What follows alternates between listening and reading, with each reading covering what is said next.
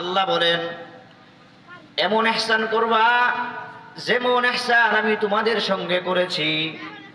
এবার চিন্তা করে আল্লাহ পাক রব্বুল আলামিন আপনার উপর আমার উপর কেমন ইহসান করলেন। আল্লাহ বলেন একটা কিডনি হলেই চলতে পারতে রেখে আদম সন্তান, আমি আল্লাহ পাক রব্বুল আলামিন তোকে একটা কিডনি দেই নাই। ও বান্দা তোর সহজের জন্য তো একটা কিডনি নষ্ট হলে আরেকটা দিয়ে যেন চলতে পারো, এই জন্য আমি আল্লাহ পাক রব্বুল আলামিন ইহসানের নজরে তাকাইয়া দুইটা কিডনি দান করলাম। ও বান্দা একটা চক্ষু হলেই চলা যায়, কিন্তু আমি আল্লাহ পাক রব্বুল আলামিন একটা চক্ষু দেই নাই।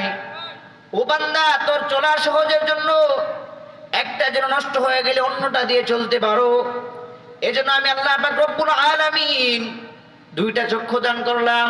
ইহসানের নজরে তাকাই আমি আল্লাহ দুইটা চক্ষু দান করলাম। বান্দা শুধু এটাই না, দুনিয়ায় বহু মানুষ আছে যে তার হাত নাই পা নাই, একটা আছে আরেকটা নাই, বা এমনও মানুষ আছে হাত পা কোনোটাই নাই, শুধু মানুষের একটা টুকরো দেখা যায়। কিন্তু আমি আল্লাহ পাক রব্বুল আলামিন বান্দা তোরে একটা হাত দিলেই পারতাম। আমি আল্লাহ বান্দা তোরে একটা হাত দেই নাই, আমি আল্লাহ তোকে ইহসানের নজরে তাকাইয়া মহাব্বত করে দয়া করে দুইটা হাত দান করলাম। ও বান্দা একটা পা হলেই চলা যায়, দুনিয়ায় এমন মানুষ আছে যার পা নাই, একটা পাও নাই বা একটা আছে, আমি আল্লাহ তোকে একটা দিলেই পারতাম। কিন্তু আমি আল্লাহ পাক রব্বুল আলামিন একটা দেই নাই, আমি আল্লাহ পাক রব্বুল আলামিন তোর ইহসান করে দুইটা পা দান করলাম। ও বান্দা জীবনে কোনোদিন বলো নাই ও মালিক আপনি আমাকে মানুষ বানান। আমি আল্লাহ পাক রব্বুল আলামিন তোকে মানুষ বানাইলাম। আল্লাহ আমার এই রূহটা যদি একটা কুকুরের মধ্যে দিয়া দিতেন আমি কুকুর হয়ে যাইতাম। আল্লাহ আমার এই রূহটা যদি একটা বিড়ালের মধ্যে দিয়া দিতেন আমি বিড়াল হয়ে যাইতাম। আল্লাহ আমার এই রূহটা যদি একটা পশুর মধ্যে দিয়া দিতেন আমি পশু হয়ে যাইতাম। কোনদিন বলি না ও মালিক আপনি আমাকে মানুষ বানান। আল্লাহ পাক রব্বুল আলামিন বড় ইহসান করে মানুষ বানাইলেন। তাও কেমন মানুষ? পৃথিবীর শ্রেষ্ঠ প্রাণী হচ্ছে মানুষ, আশরাফুল মাখলুকাত, যত প্রাণী আছে এর মধ্যে শ্রেষ্ঠ প্রাণী হচ্ছে মানুষ। শুধু মানুষ বানায় আল্লাহ পাক রব্বুল আলামিন শেষ করার নাই,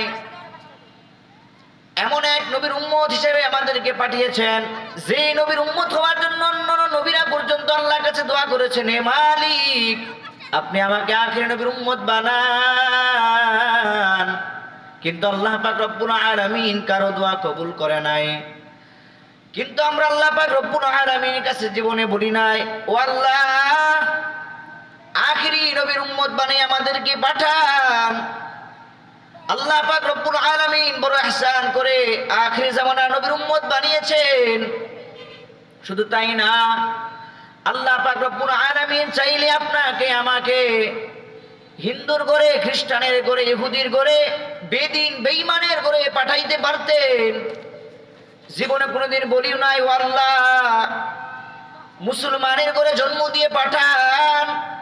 আল্লাহ পাক রব্বুল আলামিন ইহসান করে মুসলমানের ঘরে জন্ম দিয়ে পাঠিয়েছেন।